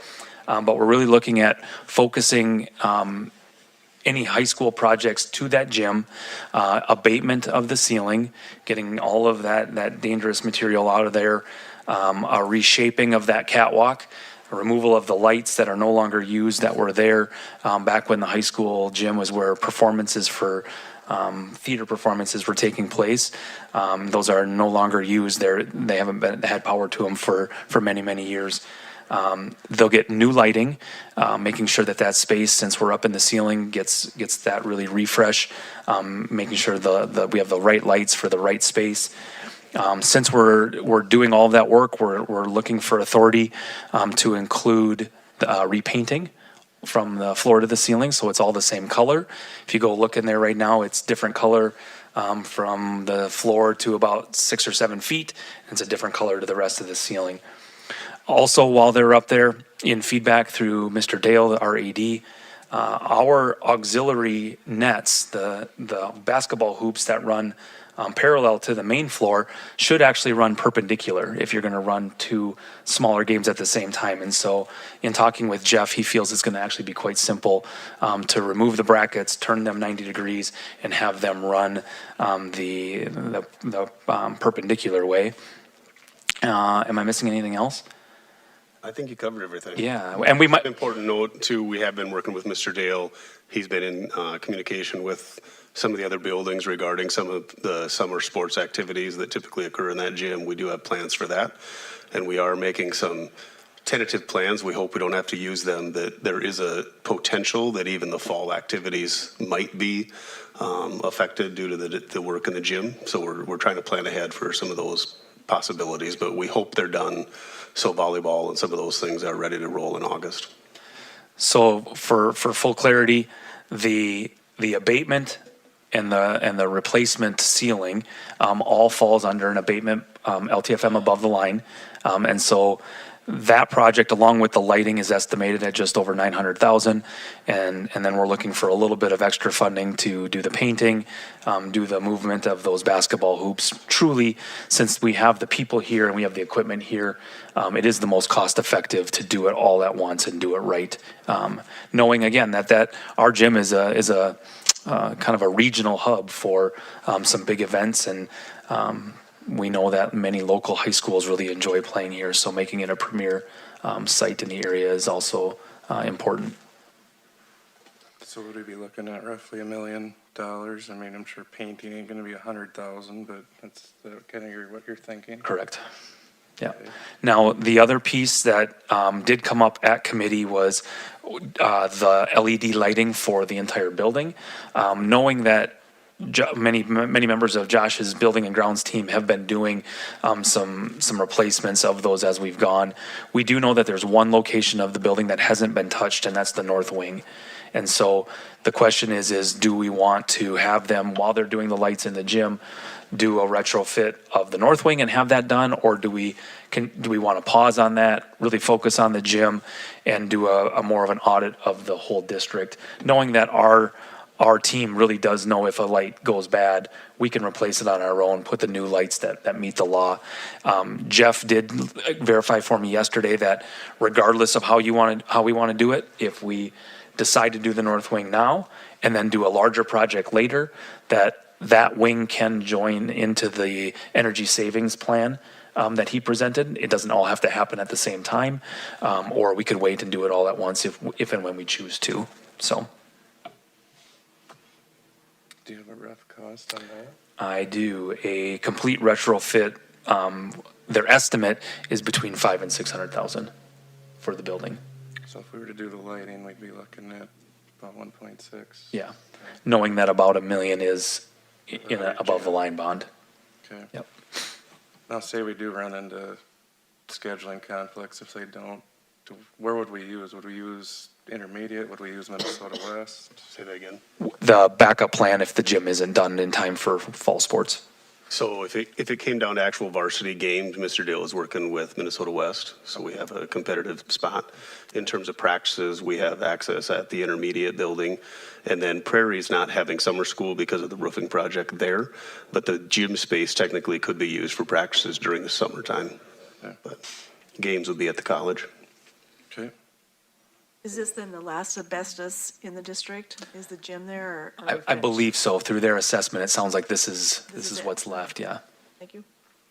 So are we gonna ear tag in the motion a certain dollar amount or I'm looking for scope of project. the project? Yeah. Okay.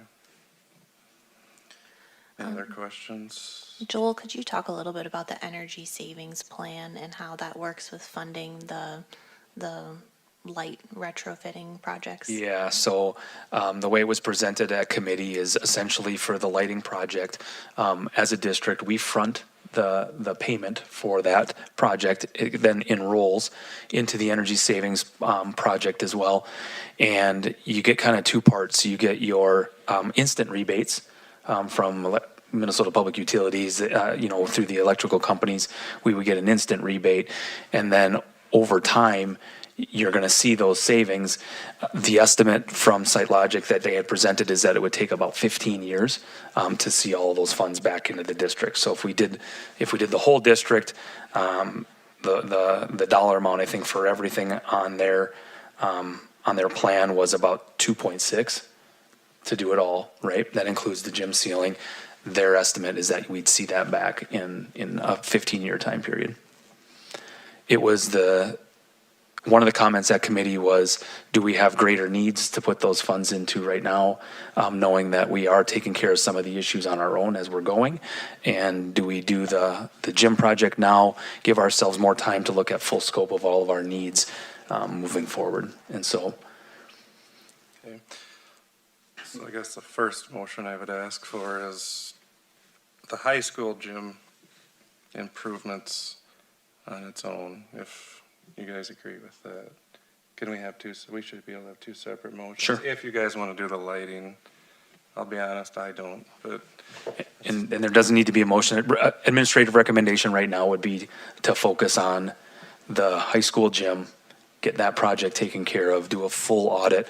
The lighting team from SiteLogic still hasn't been here to do the full, so, right, they're making their estimates based on the initial walkthrough. And so our recommendation would be to approve the high school gym project as presented, giving ourselves some more time to continue to look at further projects down the line. Mr. You Chairman, recommend- move to approve the high school gymnasium project as presented. okay, we got a motion by Matt. Do I have a second? Second. Seconded by Ann. Is there any further discussion? Mr. Chairman, a question, clarification. This will include the lighting improvements in the gymnasium? In the gymnasium, yes. Correct. Yes. As a whole. Okay. That was my question, Oh, too. okay. Also, just a comment that the gym is also used for performing arts, still music, so acoustic. Absolutely. And an assessment of the acoustic on the ceiling would be. Yeah, I'm sorry I didn't bring that up. So we asked them to do that. Okay. The material that they're proposing to use is absolutely meant for taking all that into account. And so Jeff can provide more detail of what that is. That's kind of over my scope, but we did ask him to keep that in mind with the replacement product. Thank you. Yeah. Not to get our hopes up, but he thought the material he had found would come in slightly less than the budget he proposed. So cross our fingers. Yeah. Maybe we'll save some money. But yeah, he's looking at that. I don't know if he has a gym that they use it in that we could get a reference from. Did we ask about that? No, but I can ask. Okay. Thank you. Okay, we have a motion and a second. All those in favor of the motion, say aye.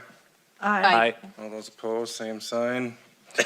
Motion passes. If it's okay, Mr. Bloom, I'd like to just put it here that we would like to propose a second work session in the early part of March to talk projects 2027, because those will come quickly into the summer and early fall next year.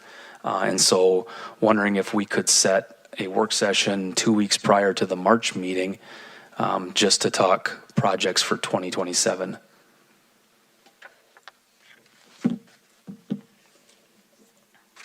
Okay. What would that date be? That would be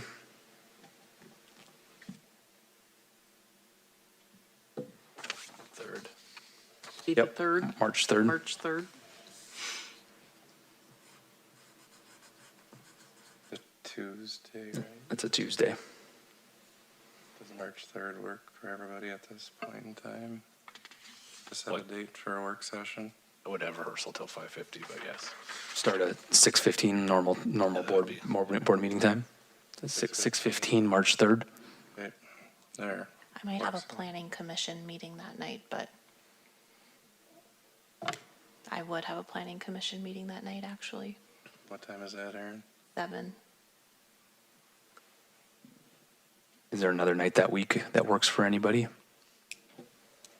Could we do the second? That's a Monday night. That gonna work? I'd rather go later in the week.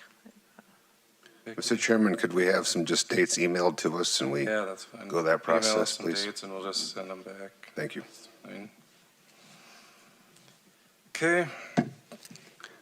Okay. Additional question on just to clarify, because we discussed at committee other projects for the summer. We didn't really act on those, but they're still on the queue to be completed? For this summer? Yes. That would be the softball light. The lesser projects, but do they need any formal approval now? We'll use or- currently allocated funds to take care of the softball the light issue where they're leaning. We're gonna fix those to make them safer. And then you've already acted on the Prairie roof. Talked about some of the water issue here and some drift issues. They're still investigating water issues here. They're pretty confident they're probably not gonna dive too deep into that right away. They need to investigate more. Yep. Thank you. Okay. Moving on, 6.0 reports, superintendent's report. All right, I'll try to keep it brief here as this meeting's gone long, but lots going on throughout the district, many things that are taking lots of energy and capacity for all of us. I did want to take a brief moment just to share one thing that maybe people don't know a lot about, and that is a comprehensive needs assessment, or a CNA, that many members of the district have been engaged in throughout the fall and the winter. The work we've been doing has been focused on carefully analyzing and building analyzing district and building level data, engaging in discussion around the effectiveness of our current district and building specific initiatives, and identifying strengths and areas for growth across our system. These conversations have been intentional, reflective, and grounded in a commitment and a desire to improve outcomes for students. As this phase of the CNA process continues, the work will soon transition into examining our sites and staffing, as Carmen shared tonight. This will be an important step in ensuring our structures and staffing models are responsive, sustainable, and aligned with district priorities. I want to just say that I'm grateful for the commitment shown by our building principals, our coordinators, and other district administration. They've definitely leaned into this work with focus, openness, and a willingness to challenge assumptions and serve as continuous improvement. This CNA process will directly inform the next phase of our work, which is strategic planning for the district as a whole. During that phase, we'll intentionally broaden our engagement to include additional staff perspectives as well as community members, ensuring that our strategic direction reflects shared ownership and diverse input. So much more to come, but proud of the work we've done so far. Okay, good, Joel. I'm good. Instructional committee, anybody other than myself that was there? Everything's been covered. Okay, we're good there. Operations committee, do you have anything to add? I don't believe so, Mr. Chairman. Okay, good there. Other reports, anyone else have anything else? Just, so Darla and Ann and I, along with Joel, attended MSBA last Thursday and Friday. I find that to be a very valuable experience, and I attended many sessions, as I know my colleagues did. Some interesting things about AI, strategic planning, attendance, student achievement, etc. I did attend the legislative session, and it extended an invitation to all of you to our day at the Capitol is on March 8th. It's a Monday. Okay, I guess I'm gonna add something. Matt, you had asked earlier about when we had the special ed report, and I promise I won't take a bunch of time, but you had asked about parent input. So being a parent of a special ed student, I am gonna tell you that not having a director this year has been the best year that I've seen our daughter with improvement. So, I mean, I see Jill here. I think that speaks volumes of what you've done with this team, just being the assistant, working with an intern. I mean, in the intermediate school staff that my daughter works with, they've just been really super. She's always happy after school. She's excited to go to school. Where previous years there was not as good of coordination. She would be excited one day, not excited the other. When the van pulls up this year in the driveway, she's always ready to go, and she runs away from me. So that didn't happen before. So I want to thank all of you. Jill, you've done a great job. Other staff, Michelle's here. I know there's others, but no, thank you. As a parent, I think that we're headed in the right direction, and we'll do a good job.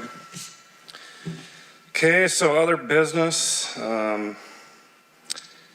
adjust regular board time, talking with Joel. Didn't sound like we were too interested in that at this time, is that correct? Let's just leave it and we'll revisit it maybe this summer. Next would be negotiations update. Sure, I can provide just a brief one. We've met, I believe, maybe just one time since our last meeting. We've got 2 more meetings on the agenda, one of them happening later on this week on Friday. In our last session, we've really narrowed language down to, I believe, 4 items. So we're real close on that. We've got 2 MOUs we're working through. I think we can finish those up here quickly. And at this point, we are total package 0.5% apart. So hopeful that we can meet some common ground here real soon and wrap this up for everyone. Okay, anybody from the negotiating committee got anything to say? Okay, we covered the work session. Did we send in dates? Okay, future business, anybody have anything?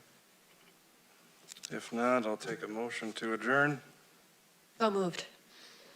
Motion by Darla.